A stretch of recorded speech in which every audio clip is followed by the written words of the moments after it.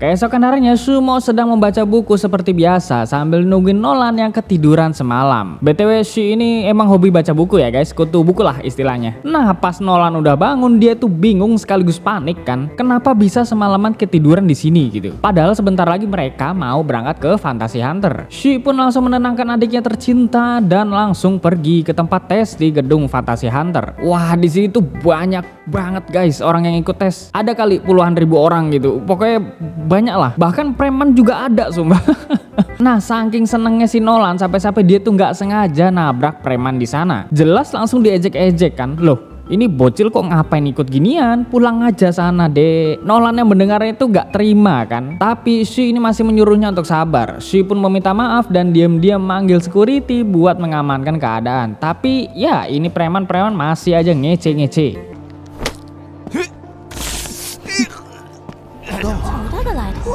哇，好大的飞艇啊！这人来头不小。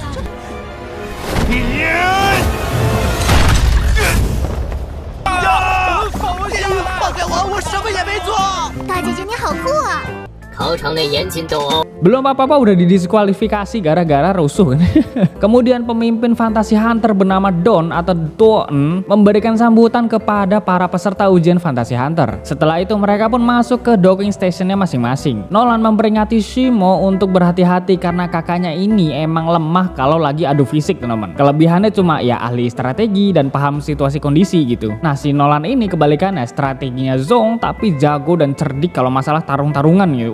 Kakak adik saling melengkapi gitu. 允许对接。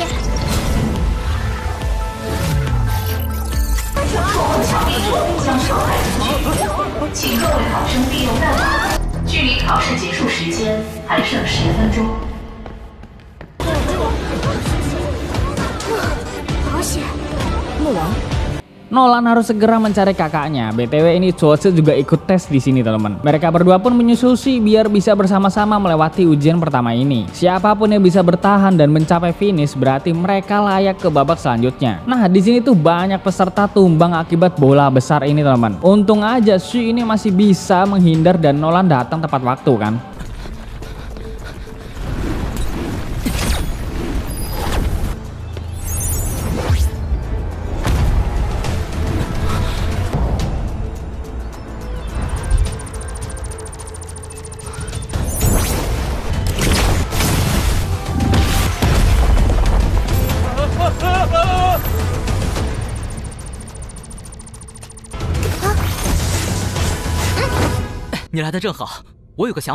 Mulailah di sini rencananya Shi ya.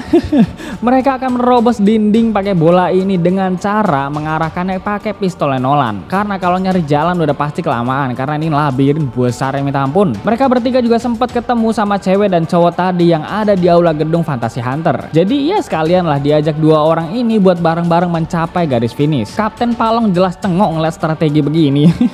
Iya emang bukan nge-cheat sih tapi kan curang juga gitu. Ya boh lah guys. Dan mereka berlima pun berhasil melewati ujian pertama.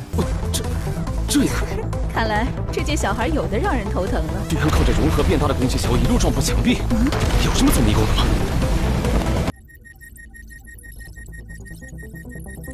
吗？第一场考试结束，请通关的考生5人一组8。 Setelah itu mereka saling memperkenalkan diri sekaligus membentuk tim untuk ujian selanjutnya. Si cowok ini yang berambut putih namanya Wit ya teman-teman. Sedangkan si cewek namanya Cingkong. Kemudian mereka pun diberikan senjata untuk simulasi melawan monster di arena. Dan ujian kedua pun dimulai.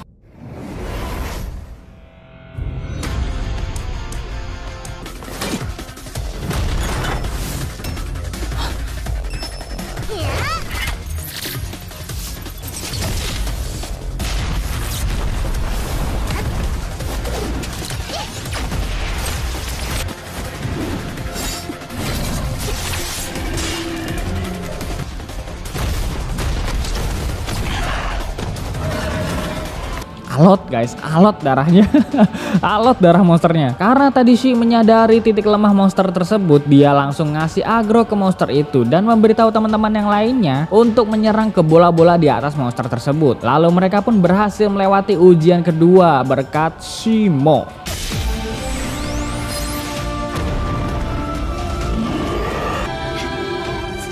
上的5种符文和天花板上的某5颗星球。不同的顺序，引用怪物踩踏有颜色的踏板，再依次攻击天顶的星球，就可以通关了。它的弱点是那些星球，刚刚攻击的是火星，依据其他星球。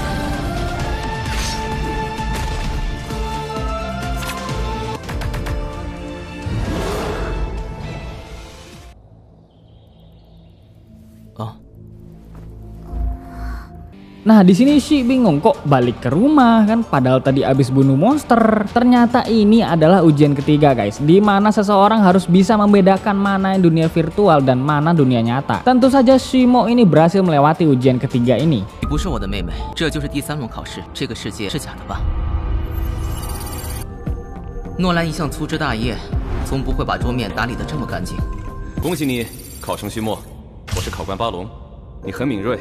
有做幻游猎人的潜质，欢迎你的加入，徐墨。 Mereka pun menyelesaikan ujian dan resmi jadi anggota Fantasy Hunter bersama peserta lainnya yang tidak ditunjukkan dalam tonghuanya. Kemudian mereka pun diantar ke markas utama Fantasy Hunter untuk mendapatkan pelatihan anggota baru. Setelah penyambutan anggota dari pimpinan Dawn dan mendapatkan lencana hologram, sekarang waktunya untuk mulai pelatihan. Setiap harinya mereka akan berlatih secara fisik dan mental, karena pergerakan tubuh di dunia virtual bukan dari sistem gamenya, melainkan dari diri sendiri teman. Mereka juga harus bisa mengontrol diri biar bisa membedakan dunia nyata dan dunia virtual. Nah, singkat cerita, beberapa hari telah berlalu, skor teratas hasil pelatihan diduduki oleh Cingkong, sedangkan Shimo masih posisi terbawah karena ya kalian tahu lah ya, ini gaya bertarungnya harus diasah lagi gitu kan. Beda dengan adiknya yaitu Nolan, tapi Nolan ini juga masih kesusahan ya di latihan fisik dan strateginya. Kemudian Cingkong ini bertanya kepada Palong, kapan kita semua akan diberikan tugas. Palong pun masih harus memikirkannya terlebih dahulu karena gak bisa asal kasih tugas untuk langsung turun ke lapangan. Semua anggota pun beristirahat malam itu, tapi Shi melihat Cingkong yang lagi membicarakan game Braveland bersama dengan Palong. 如果不是你们营救没用，勇者大陆也不会被封锁这么久。晴空。 Saat tidur di malam hari, Cingkong ini bermimpi tentang adiknya yang berada di suatu tempat. Dan adiknya bener-bener menunggu kedatangannya di tempat tersebut. Cingkong pun terbangun dan tiba-tiba ada tanda yang aktif di tangannya. Tanda apakah ini? Sabar guys. Belum tak jelasin di sini. Di pagi harinya, Cingkong ini bener-bener berlatih dengan giat. Dari lari pagi di dunia asli, latihan aim di dunia virtual, sampai-sampai latihan mengendalikan kekuatan di kelas virtual. Tapi masalahnya hati Cingkong ini nggak bisa terkontrol. Dan itu menyebabkan kekuatan dia melebihi partner latihannya. Maka dari itu kelas diistirahatkan sebentar oleh Kapten Palong ya.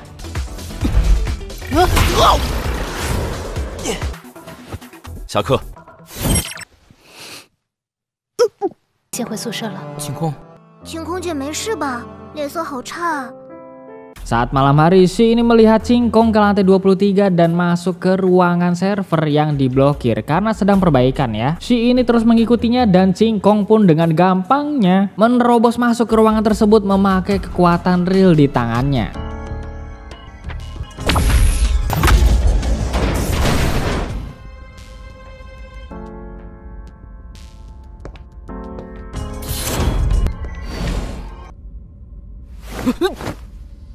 Cingkong tahu kalau Shi mengikutinya dari tadi. Nah, di sini tuh Shi bingung ya, kenapa Cingkong bisa masuk ke ruangan ini. Cingkong pun gak jawab apa-apa dan langsung mencari data di dalam sana dengan kartu identitas Kapten Palong.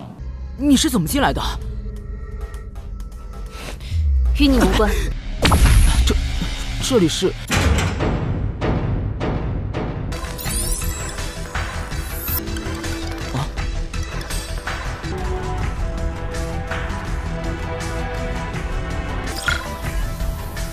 请帮我调出海华市市民 Luna。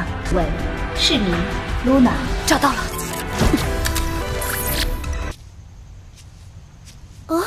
哎，你怎么又走神了？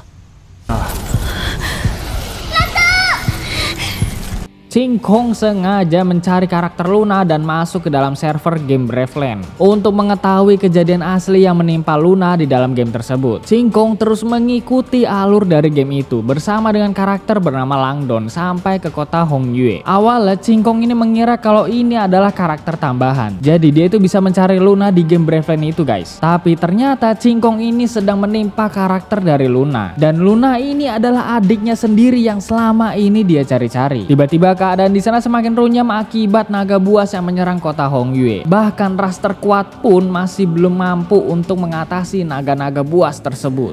我叫蓝灯，你叫什么？晴空。哦，原来这是露娜的。小心！我们被袭击了！救命啊！妈妈！是医生，是上古医生。这里不安全，我们走。小心！蓝灯！复活术。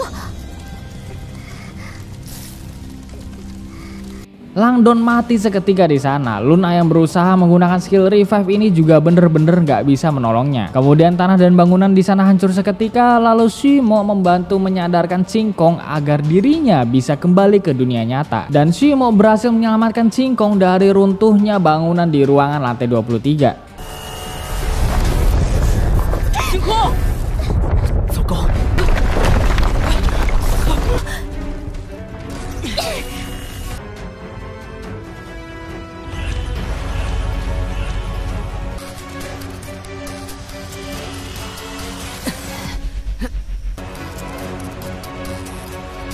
把他们带走。